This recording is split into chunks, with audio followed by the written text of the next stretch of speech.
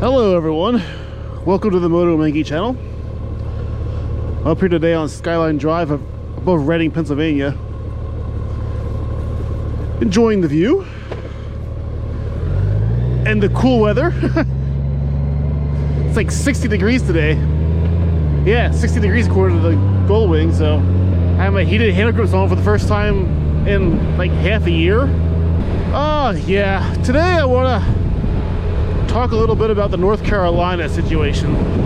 Now, I'm sure everyone watching this knows or has heard about it, but in case you haven't heard, about a week or two ago from the day of this viewing, this is the middle of first week of October, Hurricane Helene went through North Carolina area, Tennessee, Smoky Mountain area, Asheville, and pretty much devastated everything. Like, really left a path of devastation, just immense devastation all throughout the North Carolina area.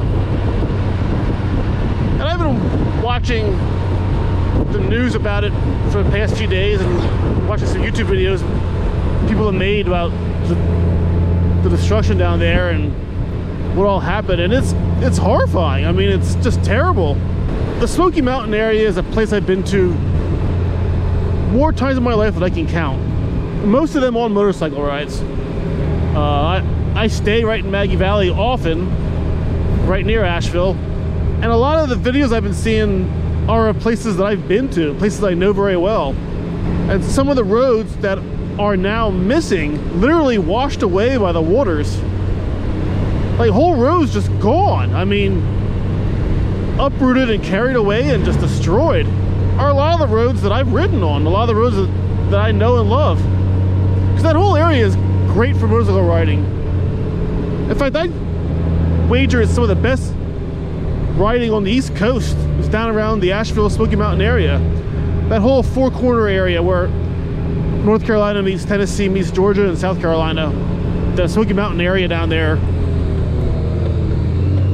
Let's have a look at the pagoda while we're here.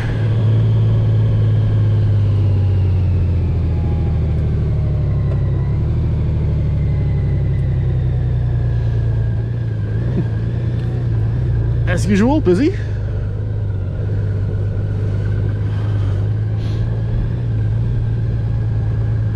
But yeah, so like the devastation is just incredible and heartbreaking. Especially like the town of Chimney Rock. Chimney Rock is a town I've been to many times. It's a tourist attraction town. Very nice little town though. It's literally called Chimney Rock because there's a tall rock right near there that you can walk up to. It's a state park, I believe. You can hike up there and climb up and get an awesome view. I've been up there many times. But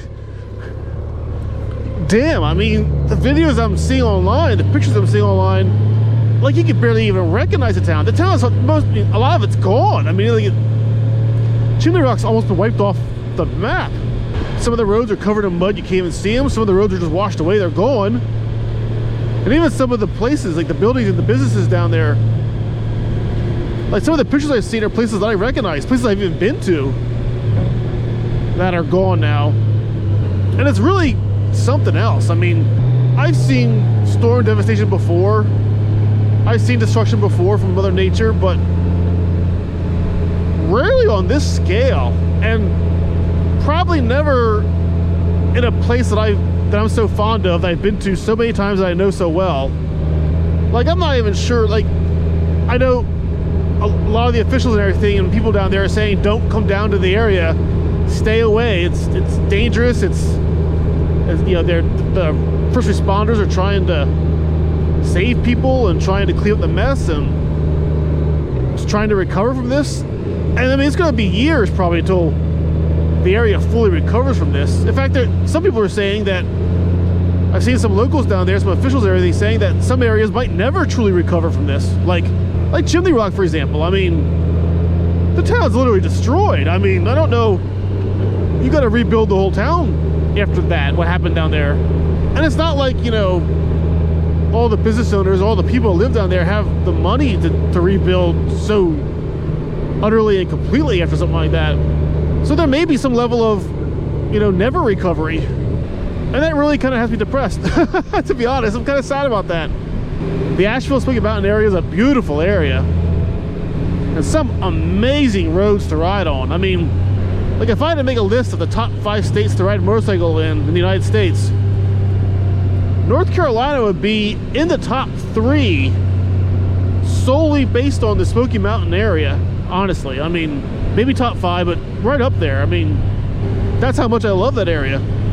And I've seen, you know, what's been amazing is seeing all the, like, the citizens that have responded to help out down there. Like I heard that, you know, I've seen videos from, like, dozens and dozens, maybe possibly hundreds of private chopper pilots from all over the nation have flown their way down to North Carolina and Tennessee area to help out. Like, they're flying in supplies, they're flying people that are stranded out of the areas. And because a lot of these private pilots have smaller choppers. I mean, the National Guard's down there, but they're coming down on like large Hueys and Chinooks and stuff, large helicopters that can't fly into all the places. So a lot of these private pilots are doing a lot of heavy lifting. They're flying supplies into places and flying people out of places that the larger choppers just can't get into. Because it's not like, you can, you know, there aren't landing zones all over the place. I mean, North Carolina is a very heavily wooded area. There's not, you know, a lot of places to land, especially like a large helicopter. And then there are people, you know, who are driving in supplies on the ground too. Like, for example, Sean from the Bikes and Beards channel.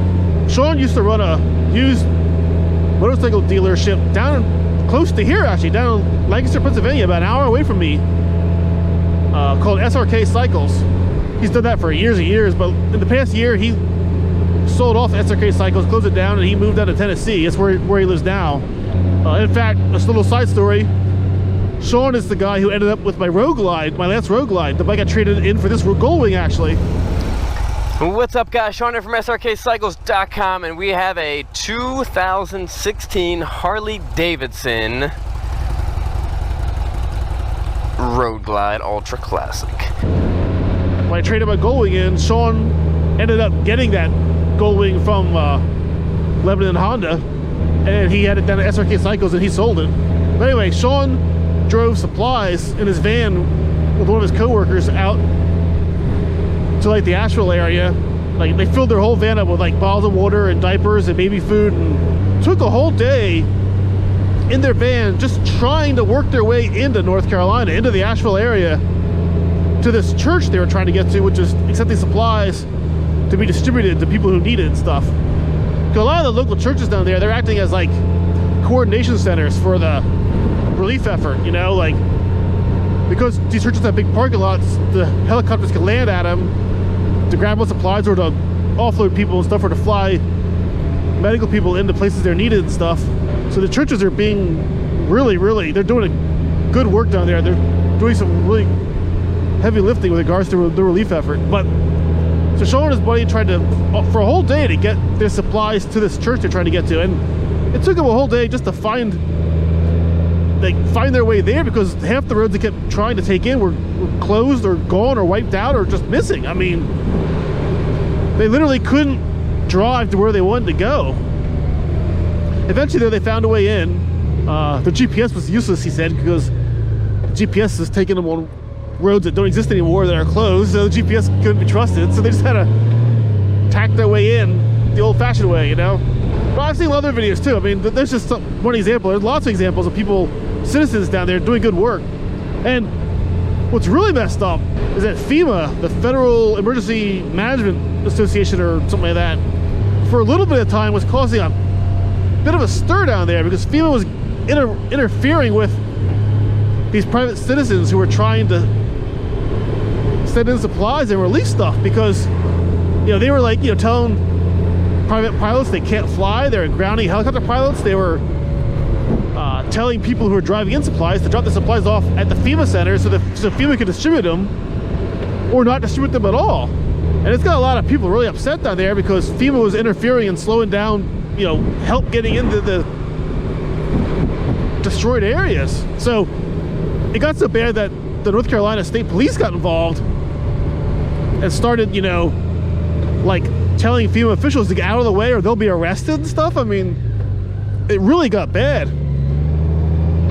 And it even got bad, you know, Elon Musk with SpaceX was trying to send in Starlink terminals.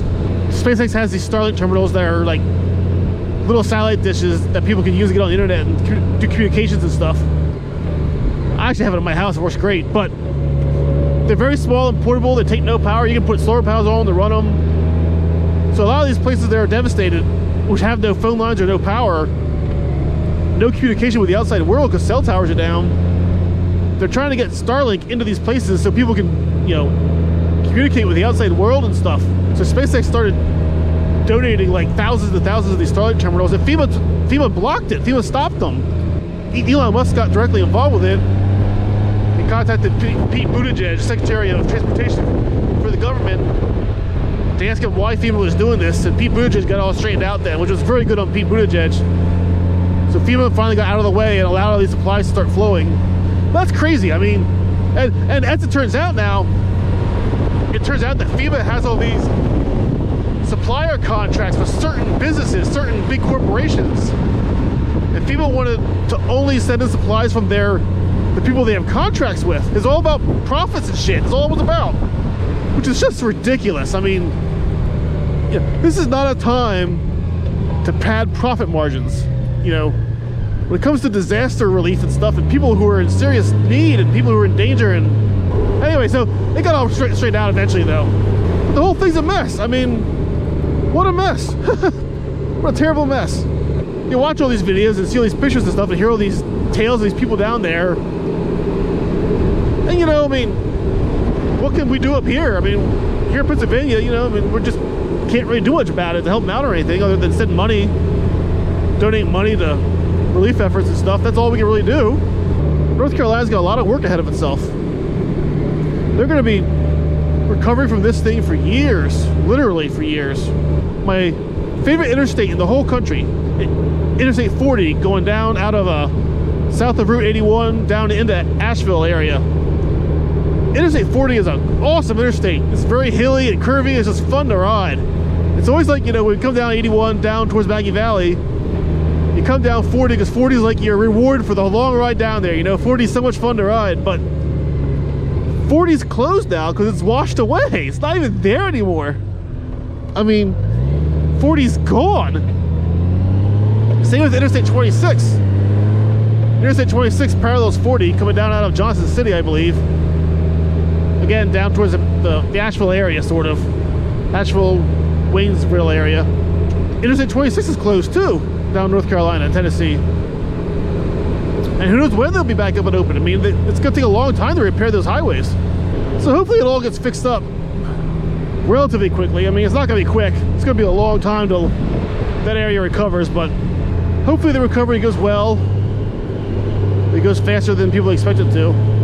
But it really makes you appreciate, like, the power of Mother Nature and just how quickly things can change. You know, like literally on a dime. But I just wanted to talk about it for a little bit because it's on my mind. Let me know down below in the comment section if you have any comments you want to make or any questions you have or any kind of thing, that kind of stuff. Yada, yada, yada. So on that note, thanks for listening. Thanks for riding along. Thanks for hearing me rant for 20 minutes about the damage in North Carolina. Take care, ride safe, and stay safe. See you next time.